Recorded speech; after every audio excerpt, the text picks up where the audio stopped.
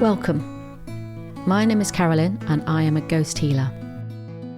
For the past 30 years I've been helping dead people, the ones caught in the space between this world and the next. I've documented many of the hauntings and I've often made drawings of the souls who I've helped. I'm now ready to share these stories with you. We all have a story, and these stories belong to the lost souls who I've helped on their way.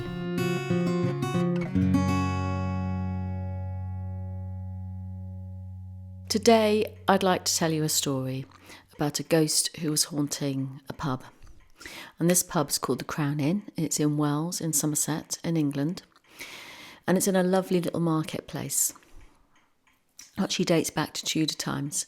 And it was a friend that suggested we both go there, because she knew it was to be quite haunted, multiple hauntings, and suggested that I might be able to help one of them on their way. So we go to the pub. We managed to find a quiet table. It was quite busy, so we did quite well. And it wasn't long before I picked up on the ghost of a young woman. She was very smiley, really friendly, easy to just be in her presence, and warm, just welcoming, as if she was still working in the pub, if you like. And it wasn't long before I began to see behind the smile and feel the anxiety that was there. And there was quite a lot of tension, and I could feel that anxiety in my own body for a moment. And then I began to see parts of her life, and I could see that she had to look after two small children. They were very young, probably babies even, and they were both close in age. So they were either twins, or one of them was hers, but maybe the other one was someone else's who she was looking after.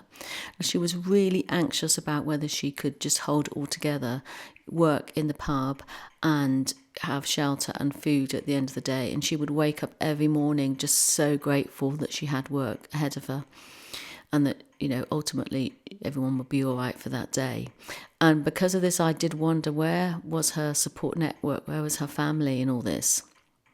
And I could see her family and sense that there was some discord there. Maybe they shunned her for some reason, but she actually didn't trust them to help her with these babies.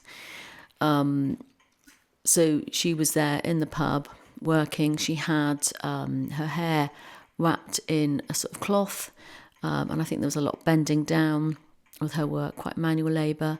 Had her sleeves rolled up so she wasn't frightened of hard work, and she did work really hard.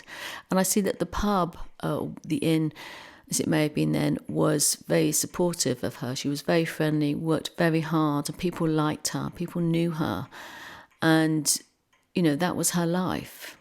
And I see someone actually gave her a dress, and I think this was a charitable gift from another lady, and she couldn't wear it and never wore it because she couldn't get the sleeves rolled up. So because that's what she needed to do to be able to carry on and work during her day.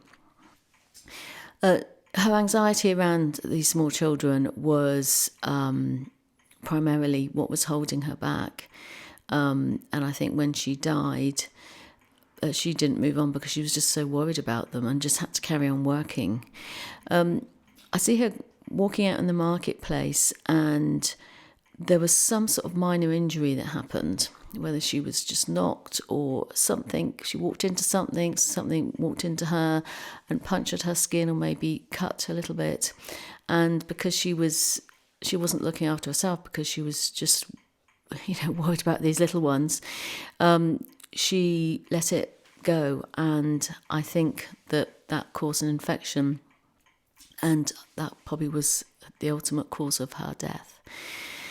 So I was able to find a quiet moment and a quiet space in the pub, and I was able to move her on, which was a very humbling experience, and gave her some sort of peace. The end of a sad story, really. Thanks for listening.